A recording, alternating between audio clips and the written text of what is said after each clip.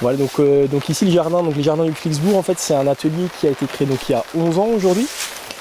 Et donc c'est une entreprise qui sert de support aux lycéens, donc support pédagogique pour les étudiants de la seconde au BTS et les formations adultes, donc BPREA et BEPA en installation. Donc là on produit sur 2 hectares actuellement, 2 hectares de plein champ, 2000 m² de tunnel.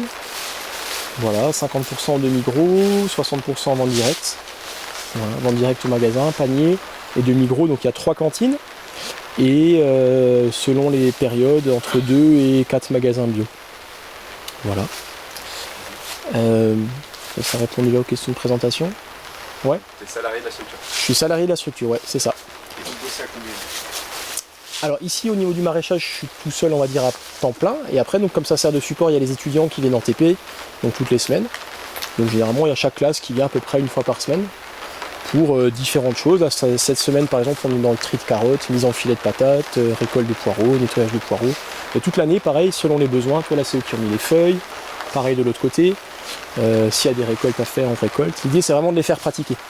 C'est là au niveau de la formation actuellement, c'est bon, bien sûr il faut qu'on leur apprenne entre guillemets à être performant et à connaître le métier, mais c'est surtout de retrouver et d'acquérir des gestes en fait, quoi. Le côté pratique de savoir faire et de tenir un couteau, de couper, de tenir un outil, c'est des choses qui étaient évidentes à l'époque et qui ne sont plus forcément aujourd'hui. Et juste des gestes simples déjà, quoi.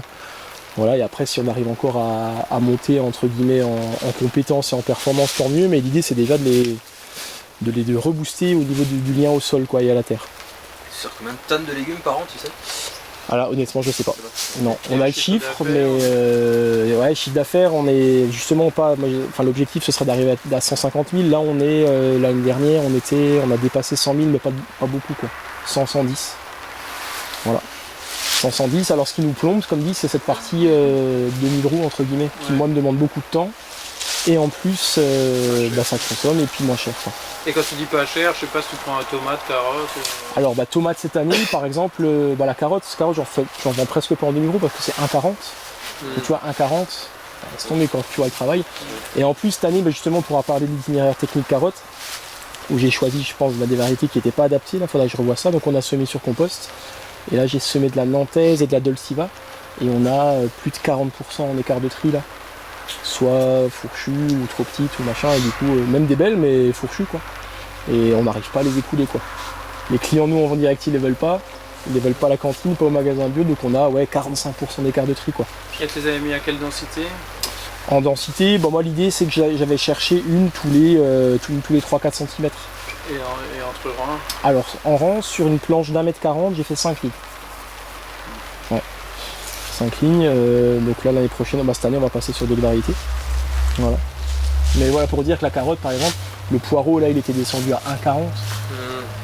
Tu vois, des trucs, donc c'est ce genre de choses. La tomate, alors des années normales c'est pas trop déconnant, la tronde on descend pas en dessous de 2 €, cette année c'est vraiment descendu. L'ancienne aussi, l'ancienne on était en dessous de 3 €. Donc tu vois c'est vraiment beaucoup de temps pour... Alors après ce qui n'est pas évident, nous c'est que l'atelier est dimensionné pour que tous les étudiants puissent voir de tout le temps. Donc il faut aussi qu'on arrive à équilibrer ça et puis que ce soit aussi entre guillemets réaliste quoi. Donc c'est pas évident, l'articulation là elle est pas évidente et on va être en réflexion justement au niveau des cantines et autres pour voir comment on pourrait essayer de... Et puis aussi de pas concurrencer les collègues quoi. Comme le bassin est déjà bien dense. Voilà. Ça on en est là un petit peu aujourd'hui, donc au niveau commercialisation on peut faire mieux même si on a augmenté la part de vente directe. Ça c'est pas mal au magasin. Et en direct c'est bien valorisé du coup? En direct c'est correctement valorisé, ouais. Prix du marché classique quoi, mais tu vois bon là, te donner un ordre d'idée, là, alors en gros le poireau on est entre 3 et 3,50, ça dépend. La carotte on est à 2, la mâche à 12. Voilà. Le pinard à 5. En direct par rapport à l'année dernière. Tu dis? On est en baisse de prix. On est en baisse de prix global, ouais, c'est vrai. Ouais. Donc voilà l'inflation. Pas pour la légume. Ah ouais, c'est sûr que pas pour le prix des légumes, ouais. Voilà. Ça c'est pour la présentation ici. Donc au niveau de la gestion de la fertilité, alors globalement, tant que possible, on ne travaille pas les sols. En fait, je ne travaille pas les sols sauf pour les primeurs et les pommes de terre de conservation. Puisque pour les primeurs, on veut des légumes entre guillemets rapidement, donc on veut des sols qui se réchauffent. Et puis pour les pommes de terre, ça c'est mécanisé quoi. Plantation, butage, récolte. Et comme on fait quand même 60 arts maintenant, on a 60 arts, donc là ce serait compliqué. Et d'autant plus comme dit qu'on a une pression de campagnol qui est forte. Et donc campagnol sur sol pas travaillé, ça peut être costaud quoi. Tu fais pas les pommes de terre sous bâche ou tu fais plus alors? Si, mais en primeur. Ah, en primeur. En primeur, d'ailleurs c'est dans cette serre qu'elles vont hier. Donc là on va aller direct sur un itinéraire technique par exemple au niveau de la gestion de fertilité. Un exemple entre guillemets de mix quoi. Parce que il y a quelques années où j'ai essayé de plus du tout travailler à part les patates, mais même sur les primeurs. Et en fait vraiment ça minéralisait pas suffisamment ou pas assez vite. Et donc là on est parti sur ces techniques là où tant pis je travaille les sols sur une petite surface, mais au moins on a des légumes qui percutent rapidement quoi, et des sols qui minéralisent fort. L'idée ça a été d'aggrader les sols là, donc pendant on va dire 5-6 ans j'ai apporté beaucoup de matière organique en plein champ sous forme de foin de paille, un petit peu aussi en tunnel, et puis beaucoup de broyats et de feuilles qu'on récupère chez les paysagistes et du lycée. Voilà, donc pour l'instant on n'est pas équipé, mais on fait tout à la main là, pareil. Moi c'est long, mais ça fait pratiquer les jeunes, et puis voilà, c'est bien comme ça. Donc on est parti d'une prairie de base il y a 11 ans qui était en gros aux alentours de 3% de matière organique, et là en moyenne on va dire sur le plein champ on est entre 6 et 10, et en tunnel entre 15 et 20 voilà. Mais par contre, donc c'est bon pour les taux. Par contre, là, on s'est aperçu il y a 2 ans avec les analyses Célestal Lab que par exemple dans ce tunnel-là, celui-là, il y a 20% de matière organique. Enfin, il y a 2 ans, il y a 20%. Et c'est que les taux de carbone étaient trop forts, quoi. Donc au niveau de l'équilibre, finalement, des dynamiques de minéralisation, c'était super pour des cultures comme la tomate ou autre, ou voilà, pour du cycle court, ça fonctionnait pas bien. Enfin, pas assez bien sans apport d'azote. Et donc là, l'idée, c'était de partir sur que des apports verts ou des engrais verts. Donc c'est ce qu'on a fait depuis 2 ans. Donc justement là la semaine prochaine je vais faire des analyses pour voir justement si avec 2 ans de correction en suivant les préconisations là, on a réussi un peu à redresser la barre pour que ça minéralise fort quoi, mais rapidement. Donc là les seules choses que je m'autorise c'était de la tonte ou de l'engrais vert. Là exceptionnellement là, ça fait 2 ans qu'il n'y a pas eu du tout de feuilles. Là je mets juste un peu de feuilles en fait. Dès qu'on finit dès qu'il y a un peu d'espace qui est libéré en mâche, on va venir mettre les résidus de poireaux pour de l'azote. Ça, tous les épinards que vous voyez, c'est ce que les campagnols ont niaqué à côté, donc plutôt que de les laisser sur la bâche, on est venu les mettre là, et puis des feuilles. Et donc là, par exemple, pour les pommes de terre primeurs, je mettrais juste un coup de broyeur pour niveler tout ça, et puis on pose les bâches et on plante, quoi. Voilà. Est-ce que tu remarques par exemple que sur les parcelles que tu travailles justement parce qu'il y a les patates, oui. Est-ce que tu remarques une chute de l'activité biologique dans la poulée ou... Ouais, alors non, pas du tout. Pas du tout. Enfin, quand je dis pas du tout, c'est qu'en gros, les patates, on va revenir tous les 3-4 ans. Et donc pendant 3-4 ans, il y aura quand même il y aura eu forcément des engrais verts, du foin, de la paille ou autre. Donc ça revient vite. Donc finalement, on fait minéraliser tout ça. Là où c'est embêtant, c'est que il y a beaucoup de plantes qui vont pousser. Beaucoup d'adventices qu'il n'y avait plus avant, quoi. Donc ça, c'est assez étonnant au niveau du changement de flore. Et après, c'est plus au niveau de la structure où du coup là, on va venir tout péter. En fait, c'est à la fois pratique et pas. C'est-à-dire qu'on pourra regarder après dehors, c'est-à-dire que quand on vient avec les patates, ça fait 3-4 ans que le sol n'a pas été travaillé. Du coup, ici, il y a vraiment une très très belle structure. Mais c'est tellement structuré que ça fait des paquets, quoi. Et donc, en fait, ça me demande énormément d'énergie de pétrole pour péter ces paquets, pour arriver à une terre fine, pour pouvoir buter mes patates. Donc c'est un peu un non-sens agronomique. Par contre, derrière, au niveau de la résilience des pommes de terre et du sol, pendant les étés très chauds, par exemple, on voit vraiment la différence, quoi. C'est-à-dire que c'est comme s'il y avait un peu un côté gras qui permettait de mieux absorber ces excès de chaleur ou autre, qui fait que les patates elles se tiennent mieux au niveau des plants. Il y a besoin de moins d'engrais et surtout elles se conservent mieux derrière, quoi. Ouais. Là on les a rentrées tôt, on les a rentrées début août cette année, parce qu'elles étaient vraiment développées, ça a fusé très très vite et elles étaient très belles. On va dire pour les rentres, donc là elles commencent juste à germer, quoi. Voilà. T'as une idée des rendements au mètre carré ou à l'hectare? Une idée, ouais, alors plutôt à la planche, donc j'ai une planche, un art, on va être autour de 250 kg. Voilà, 250, on monte pas à 300, il y en a peut-être certains c'est 280 kg, mais de cet ordre-là, quoi. Donc, un bon 25 tonnes hectare. Avec un petit peu de topin, très peu d'écart de tri. Ouais, sur la patate, je suis assez satisfait, quoi.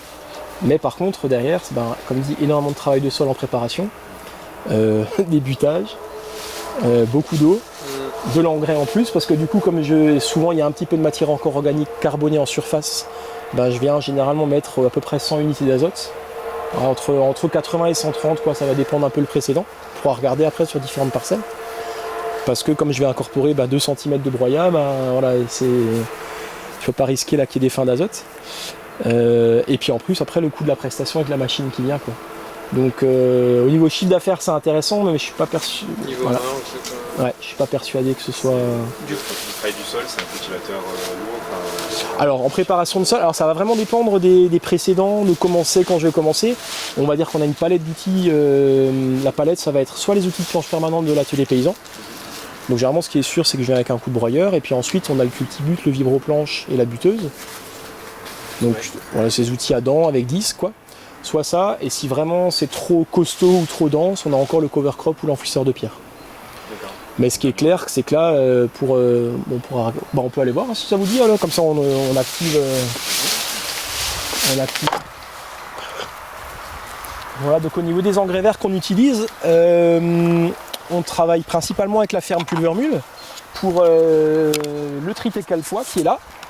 Donc là, c'est vraiment une très belle semence, vraiment rustique, qui pousse vraiment très bien dans toutes les conditions différentes. Vraiment, c'est là, en plus c'est local, donc c'est chez les collègues, donc ça fait plaisir. Moi j'aime bien quand je peux prendre chez les collègues directement. Et puis ils font aussi de la févrole de printemps. Donc on travaille essentiellement avec ça. Triticalpois, févrole de printemps. Et en complément, l'année dernière, là, j'ai essayé donc le sorgho en été. Donc on fait un mélange sorgho-tournesol. Dehors et tunnel. On a fait les deux, ouais. Et tournesol, ça vient de la ferme de Roufac, et sorgho, du commerce, quoi. Donc ici, pour vous donner un exemple, donc, là il y aura de la patate partout. Donc il y en aura là, là, là. Et pour vous donner différents historiques, là on avait courge sur bâche, carottes sur compost. Et ici c'était les choux sur broyat. Choux sur broyat, donc il y avait là 20 cm de broyat début d'année, quoi. Donc tout a été mangé. Et c'était la machine de Johannes Storch. Je ne sais pas si vous avez vu, je crois que Sophie tu l'avais mis en ligne. Oui, il y a la vidéo sur le site. Voilà, donc là c'est là où ça n'a pas fonctionné, quoi. Ça a bourré. C'est-à-dire que la machine, le mulch est trop grossier, quoi, trop ligneux pour la machine. Et donc derrière, on a récolté nos choux, semé l'engrais vert à la volée et un coup de broyeur. Ça c'est toujours le truc, là, je pense toujours à Ben là, des Jardins d'Orion, donc c'est grâce à sa technique. On fait que même quand il y a un gros mulch épais, semé à la volée, un petit coup de broyeur, ça vient mettre la graine en dessous et ça marche, quoi, c'est génial. Voilà, donc vous voyez par exemple, donc là on va partir d'ici et puis au mois de mars, il va falloir détruire tout ça pour arriver sur de la patate, quoi. Donc là il reste pas trop de broyat, il n'y a plus grand chose, mais il y en a encore pas mal. Mais là ça va être quand même assez grain, là ça fait comme dit 4 ans qu'il n'y a pas eu de travail de sol. Donc on va sortir vraiment des gros paquets. Donc là, comme dit, j'ai jamais vraiment prévu comment on va faire. Mais là ça va sûrement être quelque chose du style broyeur. Cultibut, et puis ensuite légèrement, en fait j'ai déjà essayé des années d'utiliser que des outils non animés pour pas trop buter le truc, mais j'étais obligé de passer trop souvent, quoi. Donc je préfère passer un petit coup léger quand c'est sec avec l'enfouisseur de pierre pour déchausser, que ça travaille, et puis ensuite voilà. Mais si c'était autre chose que de la patate, ça irait tel quel? Ah bah autre chose que la patate. C'est que pour la patate. Ben ouais, c'est ça. C'est qu'en fait. Ça irait bien. Oui, parce que le problème, j'ai déjà essayé des fois de pas trop déstructurer, de passer moins d'outils, mais du coup tu butes des mottes, quoi. Tu butes des mottes, et en fait ce qui est même galère, c'est que quand on va buter, on va buter le passe-pied un petit peu. Et alors tu sais, ça sent un peu comme la vase ou comme chez les cochons, quoi. T'as des zones aérobies, quoi. Et du coup alors c'est ça que je voulais dire, j'en reviens en fait au fait que le sol soit travaillé tous les 3-4 ans. Bah ça c'est vraiment la grosse contrainte, c'est-à-dire que c'est vraiment merdique et ça demande beaucoup d'énergie pour revenir à un sol qui est complètement grumeleux ou sableux. Par contre le gros avantage c'est que là ça ne se voit pas, mais il y a des grosses taches de chardon ou de liseron. Et donc ça, le fait de venir avec une année butée, on s'affranchit des gros problèmes de liseron ou des chiens dents qui s'installent, quoi. Les chiens dents aussi un petit peu, mais le gros souci c'est liseron, chardon, chien dents. Et tu mets combien de temps pour retrouver ta structure après Ouais, c'est ça. Alors généralement, pour vraiment un beau truc, ça va être 2-3 ans, quoi. Et après tu casses tout. En fait, voilà, c'est ça. Donc Et ça vaudrait pas le coup d'acheter les patates et de pas les faire? Oui. Tu dis, Sophie? Acheter les patates et pas les faire, ça c'est pas dans la philosophie du lycée. Alors ça pourrait, hein. Après, comme dit, là ça ramène du chiffre, les gens sont contents aussi, hein. C'est vrai les patates sont vraiment bonnes. C'est un tiers, tu dis des cultures. Hein. Tu dis? C'est un tiers des cultures quand même. Ouais. Et du coup, si on fait pas la patate, qu'est-ce qu'on fait? Ouais, puis ça résout pas le comment faire la patate. Mine de rien, tu l'essayes aussi là. Dans ta Bah non, parce que là t'essayes Aussi. pas en MSV. Alors en MSV, comme dit, on l'a en primeur. Alors j'ai déjà fait des années sur bâche, dehors, ça, comme dit, ça fonctionne. Alors il y a plus de dégâts. Mais le problème en fait c'est la récolte quoi, parce que tu vois après on arrive à la rentrée avec 50 arts à récolter et à la main c'est trop long quoi. Tant qu'il y a ce système là, si maintenant les étudiants, si toutes les classes venaient pour faire c'est vrai, hein, ça serait envisageable, mais il faudrait ça quoi. Et sur bâche alors c'est quoi l'itinéraire technique? Alors sur bâche, sur bâche c'est par exemple si c'était la même chose qu'en tunnel. Soit je broie le résidu, soit je roule l'engrais vert, on met la bâche et on plante quoi. C'est une bâche en silage ou tissée? Tissé. Et là j'ai vraiment regardé dans le bouquin, donc c'est inspiré de chez M. Soltner quoi, sur le guide du nouveau jardinage. Donc là vraiment c'est fantastique comme méthode. Je vous propose qu'on revienne en tunnel, à moins que vous ayez des... Non, on pourra éventuellement faire des observations de structure de sol après si vous voulez. Mais comme ça on reste au chaud au début et puis après on s'activera. Et maintenant, François Mulet, il fait patate sur patate sur patate, Oui. et en laissant un paquet, en laissant toutes celles qui sont pas belles, Ok. pour que ça repousse Ok. l'an prochain. Ok. Et il dit qu'il a des bons résultats. Ah ouais sûrement. Il a hein. pas des super rendements, mais ça fonctionne, quoi. Mais ça fonctionne et ça coûte rien. Bah, c'est vrai que souvent quand on a des repousses et que des fois on va les désherber, Je Ouais. sais, cette année. c'est... Donc, bah, là, sur les parcelles c'est faire ça, il y avait des patates Oui. partout. Oui. Et par contre le gros souci de la patate, là où on arrive un peu dans la limite du système quand même, c'est la présence du dorifort quoi. Ouais, bah alors, ouais. Il avait pas ce souci de ravageur, lui, justement, il en parle pas. Je Quoi. sais pas si c'est efficace sur le dorifort. Il n'est pas dans le sol, quoi. Ouais c'est ça. Moi je connais pas l'écologie, je me suis jamais trop penché là sur Tu faisais quoi, l'écologie. toi, pour Doritor? L'écologie du dorifort quoi. On fait plus de patates hein, pour éviter de... Ah ouais. Le tréteau. Non, parce que c'est De travailler le sol. travailler le sol. Ah ouais. Et du coup, mais quand on en faisait, on les déplaçait. Et on mettait des patates. Ok. Mais c'est pas... Et c'était satisfaisant. Et vous mettiez quoi, t'as dit? Un filet entier, un sec. Ah ouais. Ah ouais, ok. Mais il faut partir du principe qu'il n'y en a pas trop dans le sol, quoi, ce qui n'est pas forcément... Ouais peut-être fermé, surtout pour pas qu'elle claque. Ah ouais au cas où. Ouais. Moi j'ai une question, comment tu as fait pour arriver à entre 15 et 20% de matière organique? Et ben donc on a commencé les apports, donc comme dit l'atelier là existe depuis 11 ans, ouais 2011. Je suis arrivé en 2014, on a encore travaillé entre guillemets classiquement assez intensif pendant 2-3 ans, comme je sortais de PEA, c'est comme ça qu'on avait appris et tout quoi. Et puis justement c'était vraiment dans ce tunnel où on a commencé, j'avais un copain paysagiste et il me dit ça t'intéresserait pas du broyat et tout, et puis et je crois que c'était avec je sais plus si c'était le livre de Monsieur Soltner ou de Jean Pain. Et du coup j'étais un peu là-dedans, je dis allez on teste et tout. Et donc on avait fait 2 planches de courgettes, je me souviens courgettes primeur et à l'époque on avait fait lasagne quoi. Donc il y avait je me souviens du broyat de noyer, de bambou, du compost, on avait fait un mélange machin, et puis on avait eu des courgettes énormes quoi, je dis trop bien quoi. Et puis voilà, de fil en aiguille on a fait ça, donc on a apporté vraiment beaucoup dans les tunnels de l'ordre de. Finalement en cumulé on a dû amener 50 cm de mulch par an quoi, de très carboné pendant 5-6 ans tu vois. Donc c'est énorme quoi. C'est vraiment beaucoup quoi. Donc ça, il y a toujours eu des engrais verts, toujours des mulch, le sol a toujours été couvert quoi. Et je pense qu'en cumulé, finalement ça a donné ça quoi. Et donc d'après les résultats des analyses là, toi tu conseillerais de ne pas forcément chercher à dépasser 10%? En fait, disons qu'à 10 ça commence à réagir. Moi surtout l'objectif c'était en fait de générer de la résilience. C'est-à-dire qu'à l'origine le sol il est vraiment donc sableux, 60% de sable, 30% de limon et 10% d'argile. Donc vraiment gros problème de gestion de l'eau. Pas beaucoup des pertes de fertilité très rapides et très peu de résilience aux aléas climatiques. Donc du coup pas mal de choses compliquées pour faire des légumes quoi. Et vraiment comme dit avec ces affaires, moi c'est vraiment ces livres là qui m'ont vraiment fait tilter un petit peu et dire bah oui ça. Et le fait d'essayer et de voir comment ça peut fonctionner quoi, de voir ensuite le côté gras du sol qui va vraiment mieux gérer les aléas. Et je me suis dit là franchement là avec la météo et tout c'est en train de partir en cacahuète, donc là l'idée c'était vraiment mettre Faire un du gros- stock, donc tu peux. faire un stock. Ben, en gros il y a 20%, imagine même là je peux plus avoir d'appro pendant 5 ans, on s'en fout. T'es bien. On peut même travailler les sols pendant 5 ans, il y a ce qu'il faut quoi. Donc ça c'était l'idée, c'était vraiment d'aggrader le sol pour qu'on soit un peu tranquille, qu'on puisse commencer à bosser quoi. Et faire des légumes de qualité aussi nutritifs et être moins dépendant de l'engrais quoi. Moi c'était ça qui me gênait beaucoup aussi. C'est d'arrêter de sortir des trucs énormes quoi. Enfin, pour sortir du légume, de mettre des quantités délirantes d'engrais quoi. Là aujourd'hui on sait que voilà, on peut faire des tomates qui sont nourries entièrement, enfin je trouve ça génial quoi. Et du coup, tu as été satisfait en termes de fertilité, Ah ouais. maladie Ouais alors, fertilité oui, là c'est vraiment 100% quoi. C'est à refaire, je referais pareil mais avec moins de carboné quoi. Plus gérer la tonte ou des choses comme ça, ou moins d'apport de carbone selon les endroits. Par contre, alors ravageur c'est exactement pareil. Ça vraiment, alors est-ce que c'est parce que c'était comme ça dès le départ?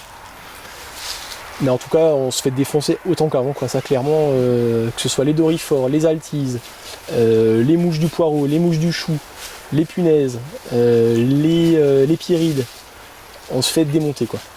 Donc là, c'est juste que la plante, si elle est un peu plus costaud, elle résiste un peu mieux. elle résiste un peu mieux, mais bon. Il y n'y a- a pas plus du coup D'auxiliaire. ouais, de multiplication d'auxiliaires parce que c'est eux qui te mangent les larves dans Oui, le sol. En fait. oui. Donc finalement, non. En fait. Alors là, moi, de ce que je peux constater ici, non, j'ai vraiment, ça n'a pas baissé. Après, je pense vraiment ce qui manque dans le système là, c'est des arbres. Donc là, ils ont été plantés, mais on est trop sur du linéaire, quoi. Il manque de la verticalité. Même s'il y a la forêt à côté, je pense que vu l'intensité, en fait, le sol est pauvre de base. Il a été matraqué pendant 5-6 ans. Donc du coup, ça, je pense que ça a généré vraiment beaucoup de déséquilibre, quoi. Et là, il faudrait peut-être plus, quoi, tu vois, des mares, enfin que l'écosystème soit plus diversifié encore sur les 2 hectares pour qu'on prenne ça moins de plein fouet, quoi, je pense. Hein. Ouais, parce que du coup, alors tu observes, c'est une question, parce que Ouais, du coup, ouais. on passe beaucoup de temps à regarder Oui, qui habitent là-dedans. Ouais, ouais.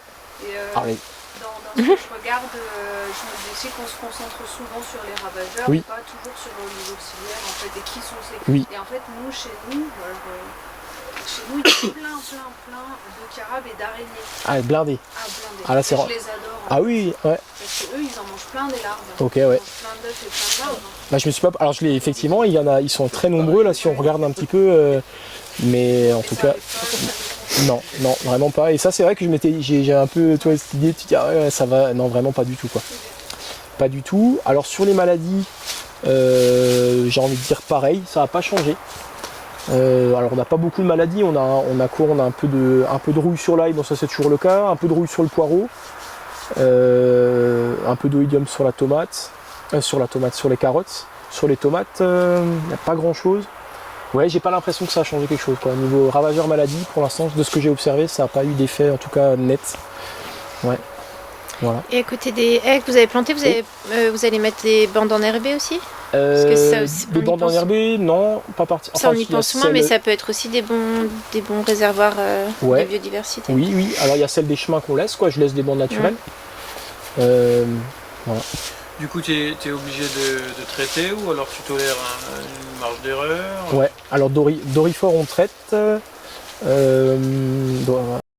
il n'y a pas le choix. Hein. Si on traite pas, j'ai pas de patates, quoi. Là, c'est clair que si. Alors généralement, ce qu'on fait là, on fait un passage manuel. Pour les étudiants, ça les fait aussi. Alors on n'arrive pas à tout faire, mais au moins sur une série, je décale. Ça permet de limiter. Et puis de leur expliquer aussi, quoi. Moi, à l'époque de je sais jamais si c'est l'époque de ma mère ou de ma grand-mère, mais en tout cas, les instits allaient avec l'école primaire pour ramasser les dorifores, quoi, chez le paysan, avant qu'ils pondent. Et du coup, tous les gamins, ils allaient. Et je trouve ça génial, quoi. Et là, toi, avec les étudiants qui sont là, entre guillemets, on pourrait tout à fait envisager de se passer d'un Success 4, quoi. Mais et ça aurait vraiment du sens vu le spectre d'action de ce produit-là, quoi. Bon voilà, donc on le fait un petit peu, on n'arrive pas à le faire sur toute la surface, mais du coup ça me limite un produit et j'essaye, alors quand ceux que je peux, je fais que un passage, et ceux où c'est trop violent, j'en fais deux, quoi. Ça c'est pour les pommes de terre. On utilise un peu d'anti-limaces selon certaines plantations. Généralement les grosses plantations sur mulch comme poireaux, céleri, chou, ça je le mets plus par sécurité, quoi. Là on a planté les poireaux cette année, on les voyait pas, quoi, dans le trou, c'est là un peu d'anti-limaces pour assurer le coup, quoi. Ouais, pour dormir, parce que sinon Ils sont où? Et puis, qu'est-ce qu'on utilise aussi un tout petit peu, un peu sur le poireau aussi, pour la mouche du poireau, quoi. Parce qu'on a les surfaces là sont trop grandes pour les filets, là c'est galère. Ouais. Voilà, carottes, je mets les filets. Et puis choux, on met les filets aussi. Voilà. T'as pas investi la traction répulsion? Attraction, répulsion. Et je sais pas, je pense aux huiles essentielles d'oignon sur carottes, des trucs comme ça pour attirer les ravageurs. Non, j'ai pas trop. J'ai essayé une année des huiles essentielles, des coxons et tout sur les poireaux. Là, la pression elle est vraiment terrible, quoi. Peut-être qu'il y a des endroits où la pression est moins forte, ça pourrait fonctionner. Là, franchement, c'est vraiment costaud. Hein. Les attaques sont vraiment violentes. L'année où j'ai fait ça, on a acheté 95% des poireaux, quoi. Ah ouais, nickel. Donc ça peut peut-être fonctionner, mais pareil, j'ai fait poireaux carottes, tu vois. Semé, marche pas. Ok. Bon. Ouais. Tu parlais à un moment de ramener 100 unités d'azote. Oui. C'est que pour cette serre? Non, alors les 100 unités d'azote que j'apporte, alors ça va être à partir du moment où je travaille le sol. C'est-à-dire que là, les pommes de terre, comme le sol, entre guillemets, il va être défoncé, quoi. Défoncé, déstructuré. Et en plus, avec un peu de carbone incorporé sous forme de broyat, ça va m'immobiliser de l'azote. Et pour que ce soit pas au détriment de la pousse de la patate. Voilà, comme dit, là, je sais que celle-là, il y a vraiment beaucoup de broyat. Celle où il n'y a pas de résidus carbonés, là, je vais mettre juste pour assurer le coup, comme je travaille le sol quand même, 50-60 unités, quoi. J'ajuste, en fait, selon le précédent. Et là où tu travailles pas, t'en mets pas? Alors là où je travaille pas, alors pour donner un exemple, par exemple les poireaux, on a mis 0. Et les choux céleri, on met juste 50 unités pour le démarrage. Donc sous forme de farine de plume, juste 50 unités pour que ça parte fort. Enfin fort. Relativement, quoi. Voilà. Et surtout voilà, que ça pousse avant, justement qu'il n'y ait pas ces attaques de limaces ou autre ou machin. Et que ça prenne tout de suite le pas. Et qu'ensuite, une fois que c'est lancé, il y a la suite, là, il y a des watts dans le sol, il n'y a pas de souci, quoi. Mais non, si c'était possible, si j'avais un épandeur ou si on avait assez de matière, je ferais comme ça partout, quoi. En plein champ, tu vois, là on voit que pour les taux de matière organique, mais j'ai envie de dire, mais ça c'est vraiment subjectif, mais je trouve autour de 8 ça commence à être pas mal, quoi. Quand même 8, quoi. Ouais. Parce que là, je pense qu'il y a des maraîchers classiques qui t'écoutent, ils disent 8. Parce que classiquement c'est 3, quoi. Oui. 3 t'es content même en général système. Ouais. Mais comme dit, moi c'est vraiment cette histoire de résilience. Ça dépend parce que c'est pas très argileux aussi. Ouais, c'est ça, vous avez vachement plus d'argile. Ah oui, il y a ça, vous ouais, pouvez c'est ça. permettre d'avoir beaucoup C'est plus. pas 8 sur de l'argile. Et ouais, c'est ça. C'est ça, ouais. Et au niveau de la structuration des sols, comme dit avant, c'était vraiment, tu vois, il y avait du vent, il y avait de la poussière, tu sais, c'est comme les trucs du Far West, quoi. Ah ouais, l'érosion, et d'ailleurs on le voit parce qu'il y a quelques blocs qui sont travaillés pour les étudiants, où ils peuvent passer des outils, et on le voit, quoi, dès qu'il fait chaud et que ça sèche, après, ça craquelle, tu vois le début de désertification, quoi. Clairement, le début de désertification. Voilà. Moi, l'idée, c'était aussi, voilà, c'est si un jour je pars, c'est que le sol il soit en meilleur état que quand je suis arrivé, quoi. Voilà. C'était aussi ça l'idée, quoi, d'avoir un outil de travail qui soit performant, en fait, quoi. Et qui s'améliore. Et qui s'améliore, voilà, c'est ça, ouais. Et tu fais pas tes patates sur justement les parcelles cultivées qui sont cultivées classiquement? Quand tu dis parcelle que... Les patates, tu les ferais pas sur les parcelles qui sont retournées régulièrement? Ah, ça c'est juste qu'il y a juste 3 planches, hein, pour les jeunes, c'est juste 3 petites... justement, il n'y en a pas beaucoup, quoi. C'est... ouais. Okay. Mais alors globalement, parce que finalement, chez toi le système il est quand même assez abouti, c'est-à-dire qu'il y a quand même beaucoup de carbone depuis des années, pas de travail de sol, des engrais verts et tout. Oui. Mais pour moi c'est presque des fois un peu dommage, parce que d'un point de vue fertilité c'est bien, mais par contre tout ce qu'on entend sur l'équilibre, l'écosystème, etc., les maladies, les ravageurs et tout, tu ne constates pas. Est-ce que tu es déçu sur certains points ou... Est-ce que tu penses qu'il y aurait des choses à améliorer dans le système pour jouer sur ces problèmes-là? Tu parlais des arbres. Ouais. Bah ouais, c'est vrai que j'étais assez surpris parce que moi je m'étais dit bon, le sol va être fertile, ça va calmer surtout les maladies et surtout les ravageurs, quoi. Alors que là vraiment, comme dit, rien, quoi. Je pense que c'est peut-être aussi parce qu'il y a des ravageurs comme le puceron qui sont vraiment attirés par le stress. Mais je pense que la mouche, elle est présente et comme tu dis, il y a des endroits et c'est hyper présent et je pense à part faire des rotations très larges. On parle d'1 kilomètre pour la mouche de la carotte. Je pense que tu peux. C'est comme une personne qui est en super bonne santé, s'il y a des virus, tu vas le choper, même si tu es en bonne santé, si tu es trop en contact, quoi. Je pense que là, peut-être on demande un peu trop du système. Oui, c'est vrai qu'au niveau des rotations, on peut pas s'espacer beaucoup. Ça, c'est vrai qu'on est. Parce que sinon, on pourrait imaginer que c'est en bonne santé, quoi. ici, dans cette serre par exemple. Oui, mais elle dit que même si c'est en bonne santé, à un moment, il y a une pression, il y a une pression. Si t'es en bonne santé et t'es dans une pièce avec que des gens malades, il y a forte de chances que tu aies quelque chose. Ah, donc vous parlez plutôt du contexte. Oui, du coup c'est quelque chose qui est très présent dans la région. Ouais, d'accord. Sport et compagnie, et du coup c'est vrai que je pense à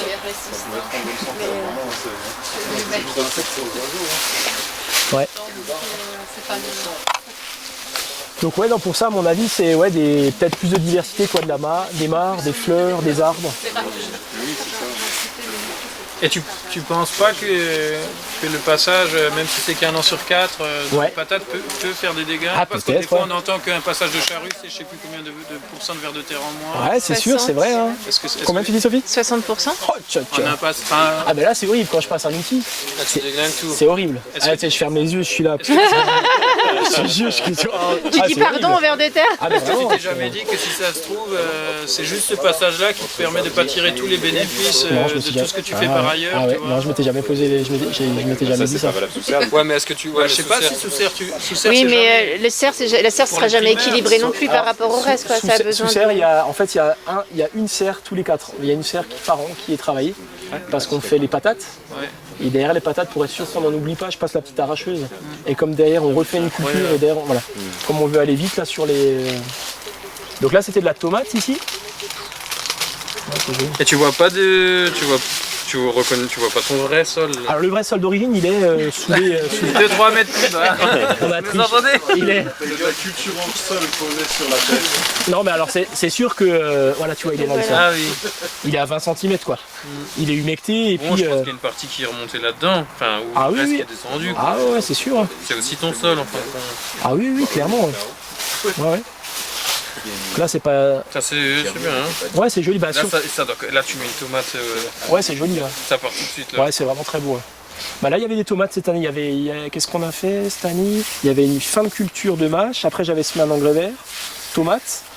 Et là les tomates c'était les dernières. Donc d'habitude on laisse les plants et on les broie. Là comme il fallait mettre de la mâche, on a arraché les plants de tomates et je les ai broyés dans l'engrais juste avant l'engrais vert là derrière les carottes pour garder la matière organique.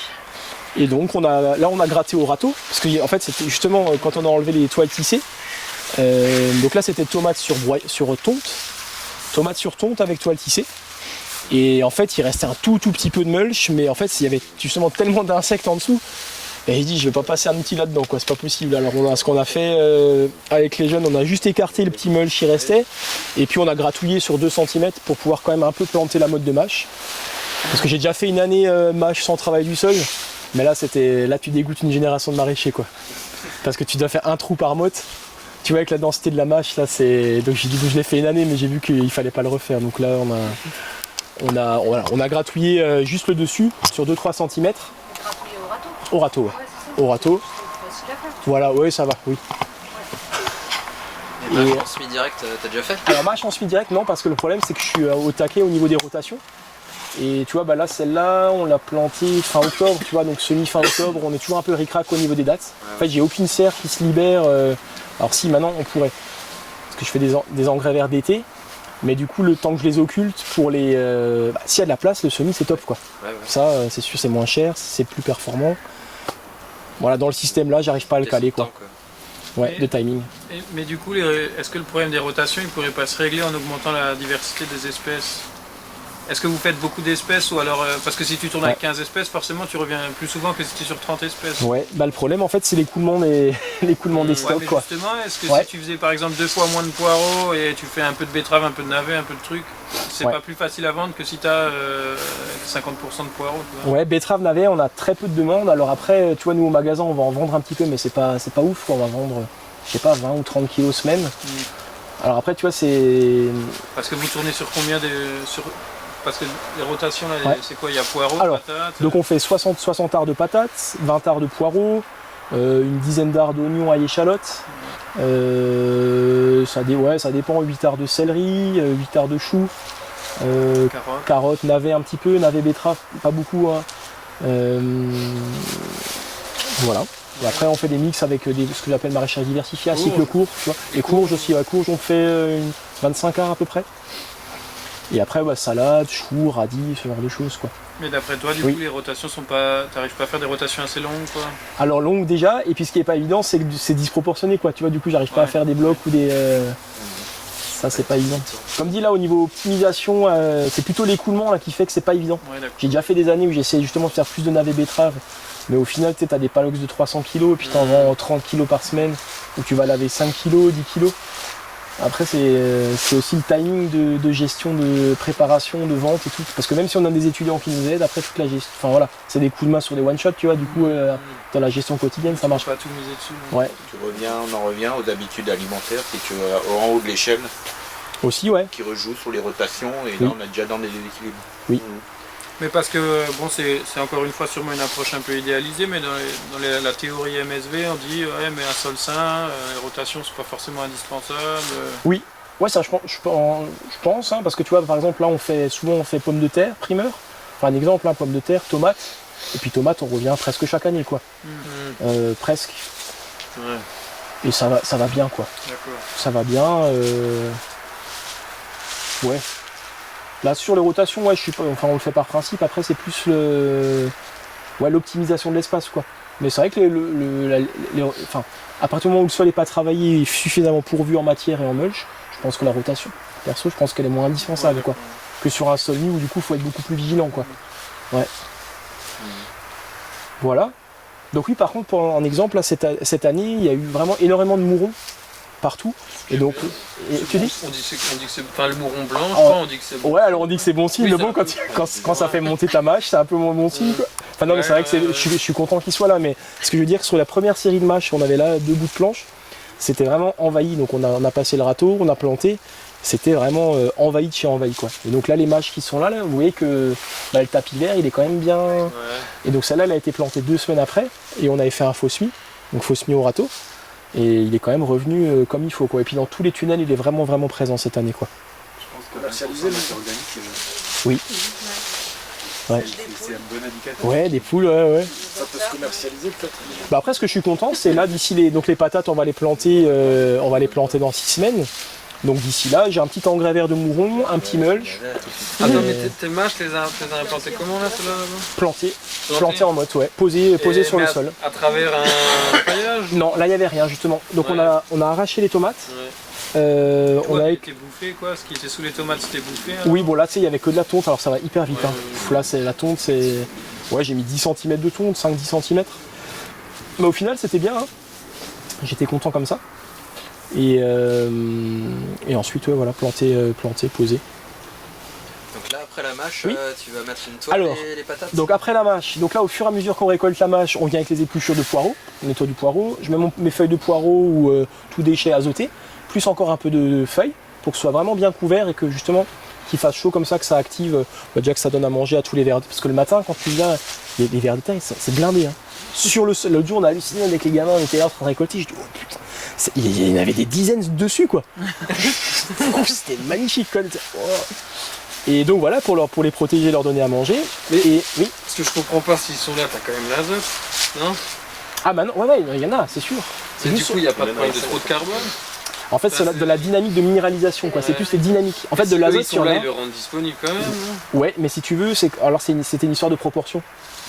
Là, je ne saurais plus t'expliquer le fait. Mais c'est surtout par rapport à la lecture de l'analyse de sol, qui peut-être.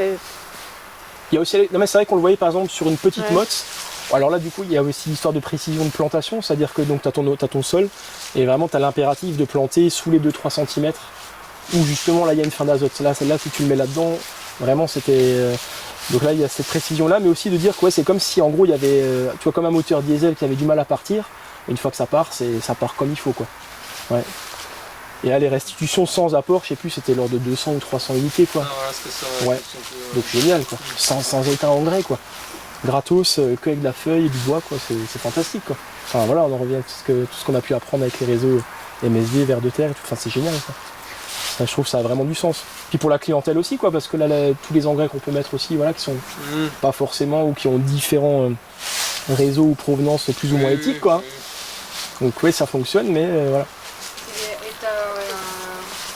Je suis sûre plus, tu mets quand même tes déchets de poireaux au sol malgré le fait que tu sais que tu as ta pression de mouche de partout en fait. Ouais, parce que là il y aura des patates, du coup. Ouais. Okay. Ouais. Bah de toute façon je me dis, en fait on a déjà eu. Je les sors de là, ça me stresse, mais. Ouais. Il y a eu des fois, tu sais, on ira voir le tunnel à côté, où donc la plupart des. Quand le timing le permet, les tomates on les coupe et on les broie sur place. Ouais. Pour laisser toute la matière. Et justement une année je me suis dit mince, il y avait un peu d'oïdium, un peu de mildiou, je me suis dit qu'est-ce que je fais quoi, je les sors. Après je me suis dit de toute façon si le machin il est là, si le champignon est là, on a broyé et puis finalement voilà. Ouais mais par contre là potentiellement tu dissémines des larves, c'est autre chose qu'un champignon qui est présent dans le sol. Sur la mouche là, bah là j'ai traité la mouche. Hein. Ne lui communique pas ça. Donc là je les ai. Ouais. J'arrête de regarder. Non mais il y a des oiseaux là qui viennent manger des larves. Tu vois, chaque problème a sa solution. Il y a les carapes. Et en fait, au-delà de 16%, les larves ne se développent pas. Non, c'est pas vrai. Non, mais ouais. Et ton sol il ressemblait à ça au début? Non, au début, comme dit, c'était de la poussière très claire, quoi. On peut regarder. Mais au niveau de la structure, comme c'est assez sableux, ça devait être justement déjà un sol. Ouais, c'est. Alors, grumeleux, tu veux dire? Ouais. Oui, c'est tenait, mais juste. Alors là, c'est pas très représentatif en fait de la. Il est vraiment très friable entre guillemets. Il y a des endroits où ça. Mais pas de cailloux. Ouais, tu vois, bon, ça c'était plus d'origine, mais ça se délitait, c'est-à-dire que là, tu vois, on voit par contre que là, il manquerait de la racine active, quoi. Hein. Ça c'est toujours la limite, c'est pour ça que dès qu'on peut, là, alors autant il y a des galeries, mais on voit que ça manque de racines. Donc là, celui-là justement, donc on va faire les pommes de terre primeur, et après les pommes de terre, il y aura un engrais vert. Et tu vas mettre quoi en engrais vert? Un engrais vert, alors a priori, je pense que j'étais assez satisfait cette année, là, alors, dans les préconisations, il faudrait mettre de la légumineuse, mais là, j'ai bien aimé le sorgho tournesol. Alors ça fonctionnait, déjà le tournesol c'est très beau, ça fait des belles biomasses, le sorgho il monte super bien, et l'avantage du sorgho c'est qu'on peut le broyer et il va repousser. Ça c'est un collègue là, Eric là, qui m'a dit, il m'a dit mais tu le broies ça repousse, excellent. Donc tu vas faire 1m50, 1m80, tu le broies, il va refaire pareil en un mois quoi. Donc c'est fantastique le mat. Ah ouais, c'est. Alors sorgho là, dans les coopératives ou semenciers. C'est sorgho quoi? Sorgho fourragé ou bien ouais, fourragé, j'imagine c'était la première fois que Oui, parce qu'il y en a deux ou trois différents. Ouais. D'accord, là je t'avoue que c'est la première fois que j'en commandais, j'ai commandé du sorgho. Et ça, par contre on le trouve pas en bio quoi, c'est moi j'en ai vu qu'en F1, mais en bio. En non traité quoi, ah ouais. Et Eric justement lui il disait qu'il mettait plus que sorgho pur, il mettait plus rien d'autre avec quoi. Moi j'aime bien mettre du tournesol pour la couleur quoi, et puis pour les abeilles aussi quoi. Ouais. Parce que du vert c'est pas. Tu disais pas bio, si mais tu le trouves en non traité quoi. Tu le trouves pas en sorgho bio pour bien faire la dérogation. Ouais. Sauf si maintenant ils en ont fait, mais sinon faut bien. Franchement c'est vrai que cette plante, alors on en a fait dehors, hein. Donc cet été vous avez vu un très sec. Et justement en fait comme j'avais prévu de planter les choux et les céleris, ça n'a pas fonctionné. Du coup je me suis retrouvé avec 10 arbres où j'avais rien là, avec 20 cm de broyat. Et du coup je me dis ce que je fais, et puis il me restait du sorgho, donc j'ai semé ce sorgho tournesol dans 20 cm de broyat et j'ai passé le broyeur quoi. Et donc le sorgho, on a fait des sorghos sans arrosage à 3 mètres quoi. Incroyable le machin quoi. Tu l'as détruit en fin de. Et là je l'ai détruit, je l'ai roulé, j'ai semé un autre engrais vert derrière, le triticale pois là. Il a pris dessus. Ah ouais. Et le sorgho il a fait des belles racines aussi. Oui, alors honnêtement j'ai pas pris trop le temps de regarder, mais c'est un truc fasciculé un peu. Hein. De ce que j'ai vu, ça fait des belles racines. Oui. Oui. Oui. Ah franchement sorgho vraiment c'est. Moi c'est ce que. Parce que tu vois le problème c'est que pour faire ta biomasse en tunnel, du coup 2 mètres t'es emmerdé quoi pour l'arrosage et tout. Bon, ça c'est un problème de riche entre guillemets. Ça y arriver quoi. Putain ça pousse trop. C'est chiant hein, quand ça pousse trop. Mais là parce que si tu veux. aussi parce que t'as monté ton sol d'un mètre. Hein. Ouais. Non mais si tu veux le valoriser, il faut pouvoir arroser quoi. Oui. Sinon c'est un peu dommage. Mais... Non mais c'est vrai que c'est emmerdant parce qu'après t'es là et tu les. Voilà. Si tu laisses le plumeau du sorgho, tu as quand même une poignée au bout de chaque tige. Si tu veux faire ta semence une fois que tu l'as. Ouais. Ah ouais, si tu veux récupérer ta semence. Ouais. Bon après là je l'ai laissé un peu grainer, là justement je suis curieux de voir dans les patates ce que ça va donner, tu vois. On va voir là. On verra avec les patates. Un tunnel sur 4 en été qui est avec du sorgho alors. 1 sur 4, donc comme le sorgho c'était cette année, on a essayé, là je vais peut-être quand même mettre un peu de légumineuses dedans, et cette année je vais réussir à en caler 2. Ah oui. Ouais, 2 grands. Je vais faire 2 de tomates et je vais utiliser les petits cette année, donc ouais. Alors, en fait, généralement, il y a un grand et deux petits, et cette année, j'arrive à caler deux grands. Voilà. Et sur les rendements, par rapport au rendement catalogue, ouais. Est-ce que tu sais à peu près, je sais pas, sur je sais pas, les oignons ou en plus de mètre carré? Alors, oignons, sincèrement, non. Non, parce que le problème cette année, non, parce qu'on a. J'ai eu beaucoup de dégâts en fait, j'ai eu de la pourriture. J'en avais un petit peu au champ, un bon 15%. Et en fait, ça s'est développé après à la conservation. Là, sincèrement, sur l'oignon, vraiment, je ne saurais pas. Je pose la question sur d'autres légumes, je peux te le dire. Tu disais 25 tonnes hectares à peu près. Ça, je le sais parce qu'en fait, comme je suis à la récolte et que je vais au palox, du coup, c'est net quoi. Mais 25 tonnes hectares, si je ne me trompe pas, c'est à peu près. C'est honnête.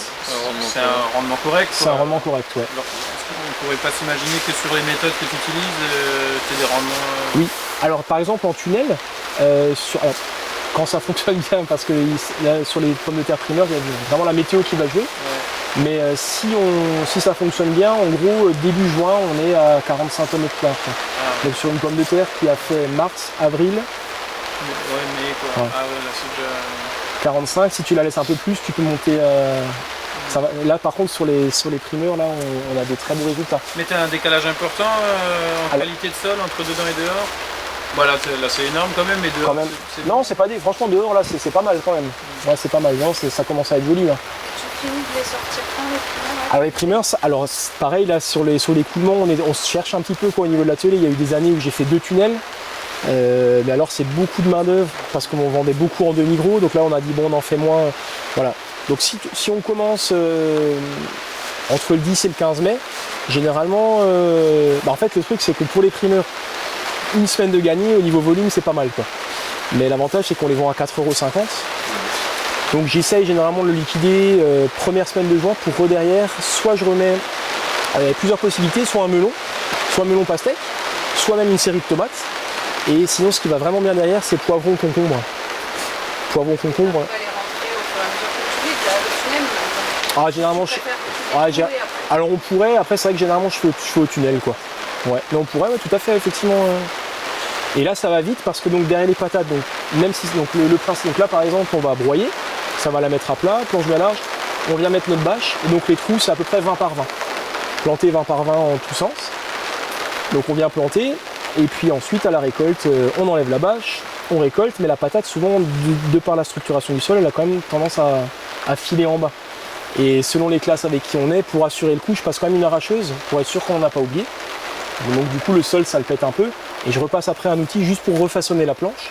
Tout ça, ça va générer de la minéralisation qui fait que la culture suivante derrière elle va partir comme il faut. Mais par contre, comme j'ai travaillé le sol, je mets toujours en gros 50-80 unités d'azote pour rebooster la culture suivante pour qu'elle reparte fort. Pas pour assurer la récolte, juste pour le démarrage de la plante. Voilà, ça vraiment, chaque fois que je travaille le sol, je viens compenser entre guillemets ma destruction. Tu dis? Alors là, c'est même pas une phase d'azote, c'est vraiment pour assurer. En gros, comme je déstructure mon sol, comme je l'abîme, c'est un peu comme une compensation quoi. Si j'avais le temps ou les conditions, ça pourrait être une préparation biodynamique, tu vois, ou un thé de compost. Et puisque tu dis que ça minéralise à fond, il n'y aurait pas besoin de faire ça normalement. Alors oui, il faudrait là faire des analyses plus précises. Ouais.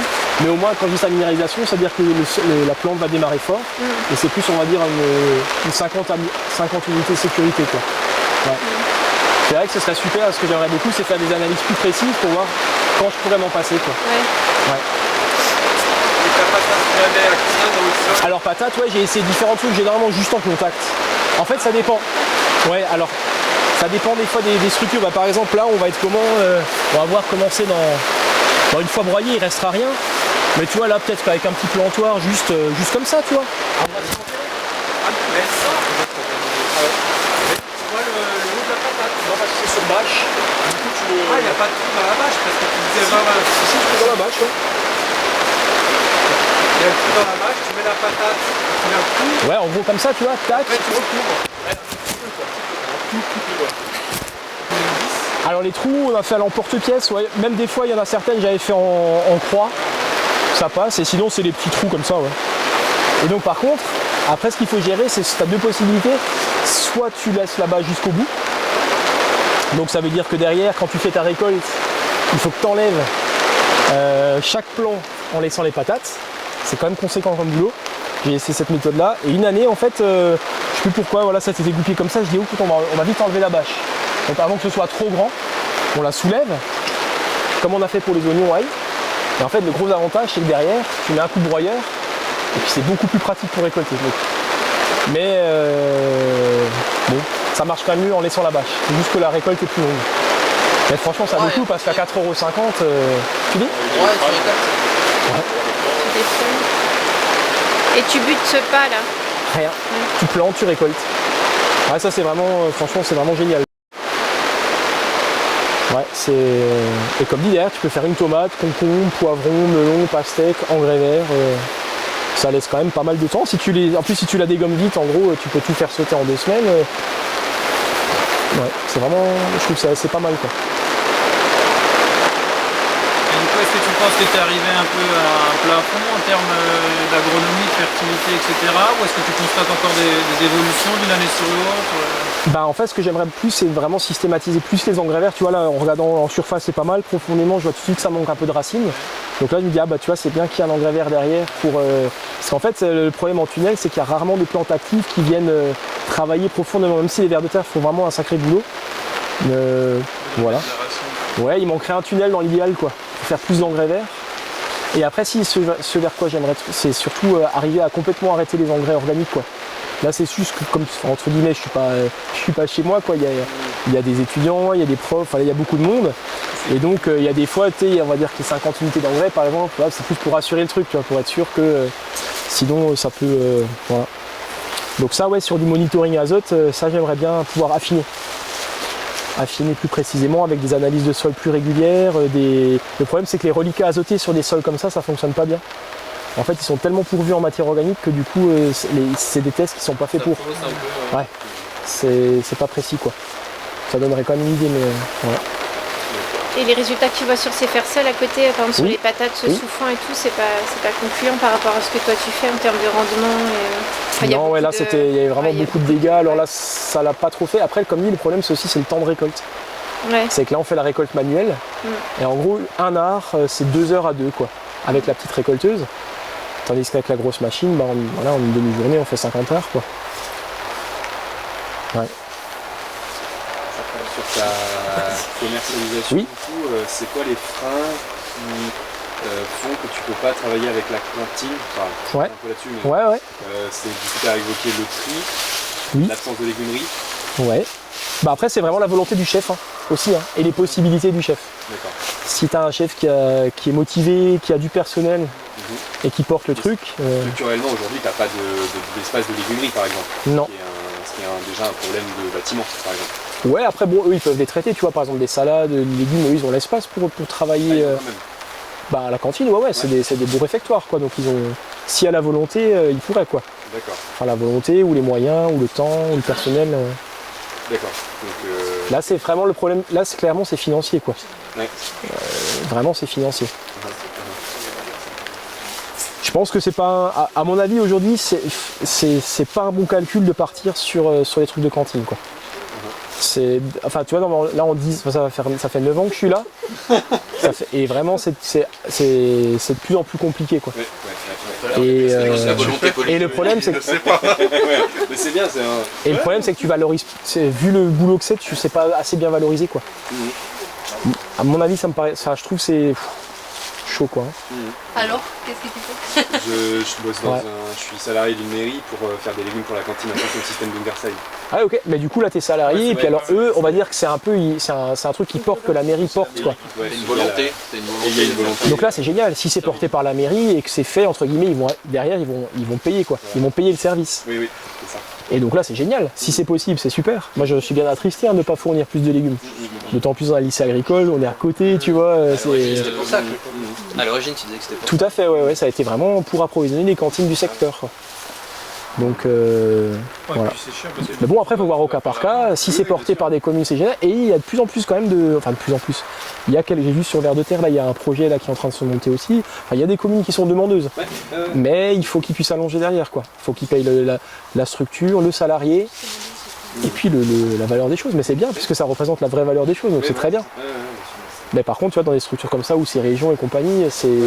Ça va aussi, c'est vert, là. Oignon de mai. ail et oignon de mai. Ouais. Ouais. Et j'ai déjà essayé, mais pas en tunnel, on le fait dehors.